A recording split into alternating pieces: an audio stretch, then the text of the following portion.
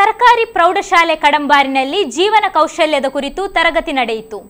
ಕಾರ್ಯಕ್ರಮದ ಅಧ್ಯಕ್ಷತೆಯನ್ನು ಶಾಲಾ ರಕ್ಷಕ ಶಿಕ್ಷಕ ಸಂಘದ ಅಧ್ಯಕ್ಷರಾದ ಫಾರೂಕ್ ರವರು ನಿರ್ವಹಿಸಿದರು. ಶಾಲಾ ಮುಖ್ಯೋಪಾಧ್ಯಾಯಿನಿ ಸುನಿತಾ ಕೆಬಿ ಇವರು ಅತಿಥಿ ಗಣ್ಯರನ್ನು ಸ್ವಾಗತಿಸಿದರು.